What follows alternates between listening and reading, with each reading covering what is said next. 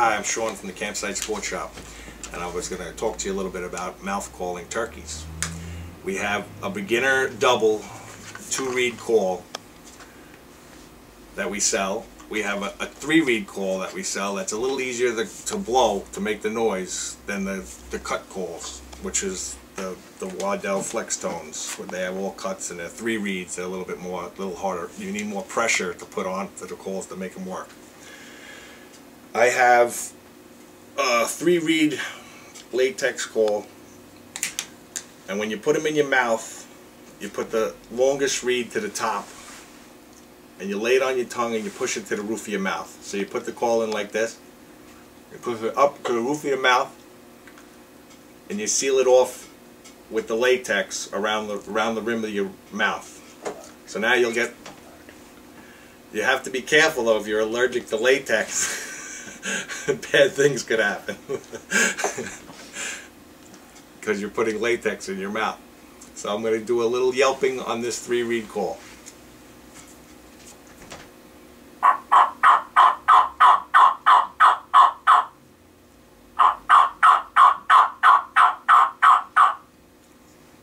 That was yelping. To do a little bit more excited call, to make the gobbler gobble, you throw in some cuts into the yelps. I'll do that. I'll show you.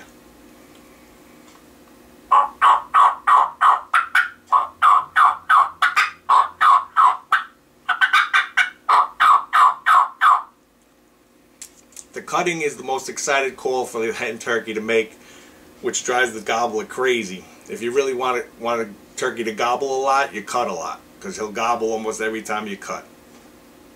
When I'm out turkey calling for the wild turkey, I have most of these calls in my pocket, because sometimes a certain call will make them gobble, sometimes they won't. So I try a different one. I'll go raspy, I'll go high pitched, I'll go low pitched, super raspy, less raspy.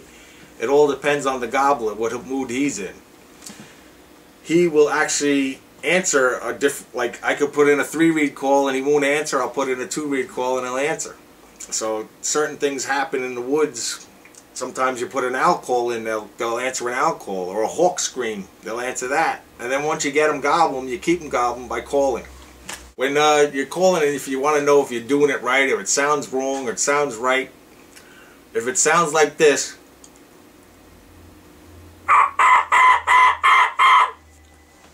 you're not holding the call tight enough into the roof of your mouth. You have to use pressure on the reeds to make them sound different pitched. Like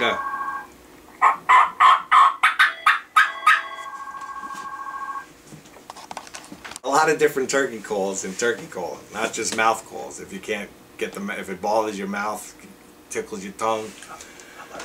If you're allergic to it, there's box calls, there are friction calls, there's slate calls, there's glass calls, there's push button calls. The easiest ones of all is the push button, and I will show you at another time how to use these calls too.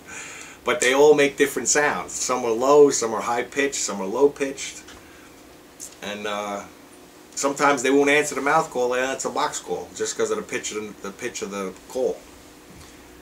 Sometimes they won't answer the box call, they answer the slate call because it's a different pitch. I've used them all, I carry them all when I go through the woods hunting. It's always good to have a lot of calls, because some calls work, some don't at a certain day. Some calls, they all work.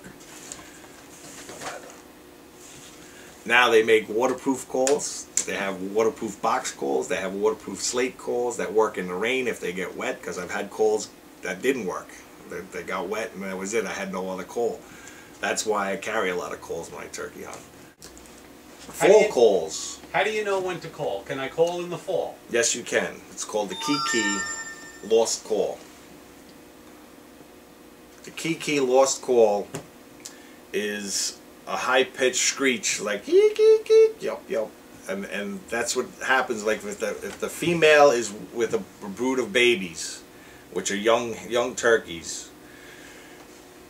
If they get separated, they do a kiki call, and they want to be back together when they're young because they don't like to be off by themselves. So the kiki call is like a magnet. They come running as soon as they hear it. They come. The best thing in the fall to do to get them to come like that is break their flock up. If you know where they're roosted or know where they're feeding and you can go break them up, you can call them right back once they're broken up with a kiki call. And that's a double reed or a triple reed call. That makes the best high-pitched noise for the kiki. One of these Quaker Boy kiki calls. In the spring, if I'm calling, how do I know if I'm calling too much or not enough? In the spring, calling too much can be bad because hens that are sitting on their nests do not call a lot. They'll come off the nest, they'll give a few calls to see if the gobbler's around, and they'll either respond or they won't. But they won't call, they won't keep calling. To call too much is bad because hen turkeys do not go crazy calling. They'll call for a little bit, stop. Do jakes gobble? Jakes do gobble. They just sound like they have a spoon in their throat. Is there a way for me to target a larger turkey through my call? Like if I was white-tailed deer hunting and I were to use, say, a deeper grunt call. The raspier calls is an older hen which will bring in a bigger gobbler. If you use a raspier call, it'll bring in a bigger gobbler. Because it's an older bird.